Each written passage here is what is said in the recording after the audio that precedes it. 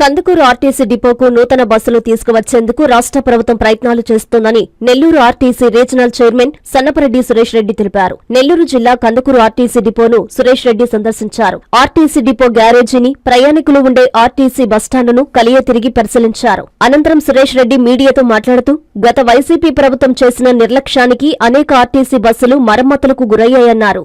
జగన్ ప్రభుత్వంలో రోడ్లన్నీ గుంతలమయమయ్యాయని, ప్రస్తుత ప్రభుత్వం గుంతలు లేని రోడ్లను నిర్మించేందుకు చర్యలు చేపట్టిందని ఆయన తెలిపారు. త్వరలోనే కూటమి ప్రభుత్వం ఇచ్చిన సూపర్ 6 హామీలలో మహిళలకు ఇచ్చిన ఉచిత బస్సు ప్రయాణం హామీని నెరవేర్చేందుకు సన్నాహాలు చేస్తున్నామని, త్వరలోనే అమలు పరుస్తామని ఆయన పేర్కొన్నారు. ఆర్టీసీ యూనియన్లు, చైర్మన్లు శాలువాలతో సత్కరించారు. ఈ కార్యక్రమంలో Kandukur depot manager Srinivasulu, Nellore work manager Ibrahim, RTC సిబ్బంది తదితరులు పాల్గొన్నారు.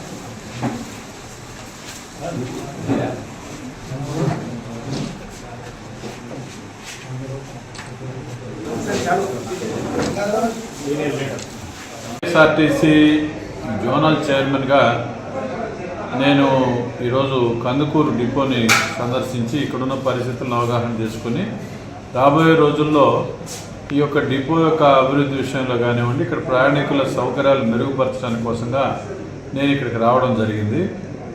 ఈరోజు ఆర్టీసీ ఇంకా మరిన్ని మెరుగైనటువంటి బస్సెస్ని కావాలని చెప్పేసి ప్రయాణికుల దగ్గర నుంచి కొంత డిమాండ్ ఉన్నటువంటి మాట వాస్తవం.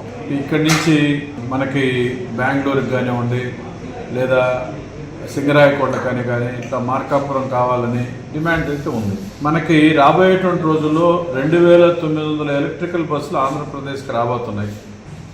ఈ లోపుగా మన ఎండీ గారు, చైర్మన్ గారు కూడా ఒక 900 డీజిల్ బస్సులు కూడా తీసుకురావడం కోసం ప్రయత్నం చేస్తున్నారు. కాబట్టి ఆ రకంగా ప్రజలకి మన యొక్క ఎన్డీఏ ప్రభుత్వం ఏదైతే ఉందో, చంద్రబాబు నాయుడు గారు, పవన్ కళ్యాణ్ గారి యొక్క నాయకత్వంలో, నరేంద్ర మోడీ గారి సహకారంతో ఆంధ్రప్రదేశ్లో ఈ రోడ్డు రవాణా సౌకర్యానికి మరింత అదనపు బస్సులు ఇవ్వడానికి కానివ్వండి, ఈ సౌకర్యాలు మెరుగుపరచడానికి కోసంగా వారు ఎక్కువ ప్రయత్నం చేస్తూ ఉన్నారు. గత 5 సంవత్సరాల్లో జగన్మోహన్ రెడ్డి గారి ప్రభుత్వంలో ఈ రోడ్లు గాలి కుదిరేయడం చేత ఎక్కువగా గతుకులు బారిన పడి రోడ్లన్నీ కూడా మనకి బస్సులన్నీ చాలా వరకు డ్యామేజ్ కావడం జరిగింది. అందువల్ల ఇప్పుడు మనం ఆ ప్లేస్లో అనేక వేల సంఖ్యలో కొత్త బస్సుల్ని, హైర్ బస్సులను తీసుకొచ్చి కొత్త బస్సుల్ని ప్రయాణికుల సౌకర్యాలు ఇస్తూ ఉన్నాం. అదే రకంగా మన ఫేజ్ వైజ్ ఈ యొక్క ఏప్రిల్ నాటికి కూడా గుంతలు లేనటువంటి ఆంధ్రప్రదేశ్ యొక్క రోడ్ల నిర్మాణం చేపడుతూ ఉంది.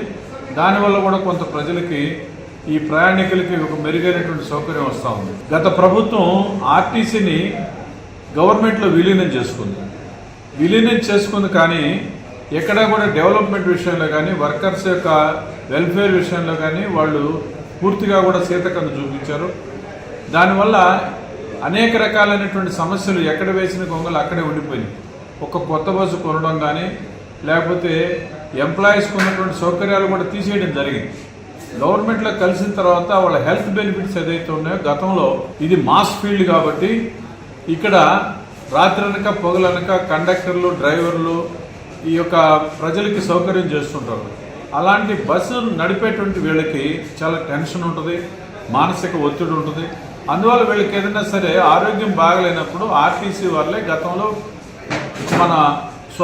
మన యొక్క స్వతంత్ర సంస్థగా ఉండేటప్పుడు వాళ్ళకి కావలసినటువంటి మొత్తం వైద్య సహాయాన్ని మన ఆర్టీసీ డిపార్ట్మెంటే ఇచ్చేది. కానీ గవర్నమెంట్లో ఆ ఫెసిలిటీ లేదు. ఇటీవల కాలంలో మనం చూసాం, ఎక్కువసేపు నైట్ డ్యూటీ చేసేటువంటి వాళ్ళకు కూడా అలవెన్స్లు కూడా కట్ చేసిన పరిస్థితి చూసాం. చంద్రబాబు నాయుడు గారు వారి యొక్క అనుభవజ్ఞుడు కాబట్టి వాళ్ళు వచ్చిన తర్వాత మరలా ఈ రోజున ఆ నైట్ డ్యూటీ అదనపు డ్యూటీ చేసేటువంటి వాళ్ళకి ఏదైతే గతంలో ఇస్తున్నటువంటి ఆ అలవెన్స్లు ఏదైతే ఉన్నాయో అవన్నీ మనం ఇస్తూ ఉన్నాం. అదే రకంగా ఇప్పుడు ఆర్టీసీ డ్రైవర్లకు కానీ కండక్టర్లకు కానీ ఇక్కడ ఉన్న స్టాఫ్కి ఇది ప్రత్యేకమైనటువంటి మాస్లో పనిచేసేటువంటి సంస్థ, టెన్షన్స్తో కూడిన సంస్థ కాబట్టి ఆరోగ్యం విషయంలో కూడా మిగతా డిపార్ట్మెంట్ల కంటే భిన్నంగా దీంట్లో వైద్య సహాయం ఇవ్వమని చెప్పేసి బోర్డు అడుగుతుంది. మేమందరం కూడా ఆ దిశలో ప్రయత్నం చేస్తూ ఉన్నాం. ఆ రకంగా ఆర్టీసీలో గత ప్రభుత్వం చేసినటువంటి ఒక అనాలోచితటువంటి కారణాలన్నింటినీ కూడా తొలగిస్తూ తిరిగి కొత్త బస్సులు ప్రవేశపెట్టడం, ప్రయాణికులకు అదనపు సౌకర్యాలు కల్పించడం, రాబోయేటువంటి అతి కొద్ది రోజుల్లో మహిళలకు ఫ్రీ బస్ సౌకర్యాన్ని ఇవ్వడానికి ప్రయత్నం చేస్తూ ఉన్నాం. ఇప్పటికే ఒక 3000 ఖాళీలు ఉన్నాయి ఆర్టీసీలో.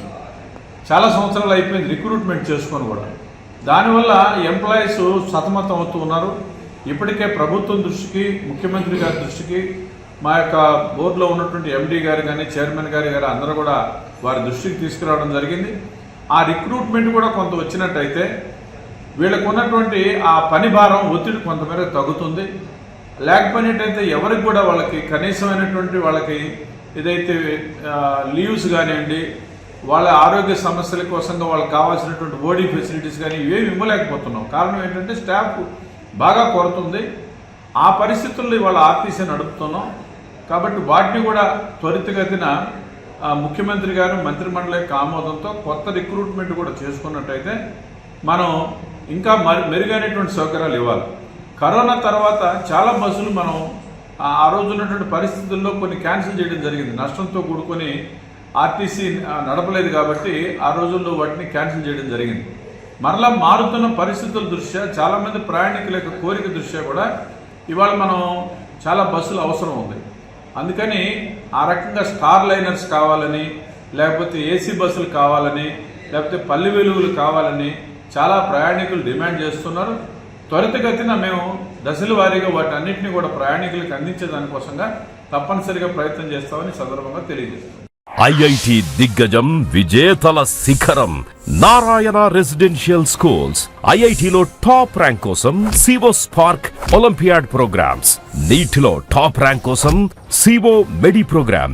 ఇండియాలోనే బెస్ట్ ప్రోగ్రామ్స్ తో, బెస్ట్ టీచర్స్ తో, బెస్ట్ ఫెసిలిటీస్ తో, హెల్దీ అండ్ హైజీనిక్ ఫుడ్ తో, ఆహ్లాదకర వాతావరణంలో నారాయణ రెసిడెన్షియల్ స్కూల్స్.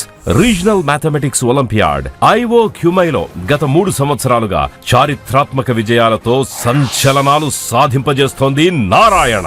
బాలబాలికలకు వేర్వేరుగా హాస్టల్ వసతి కలదు. అడ్మిషన్లకై సంప్రదించండి.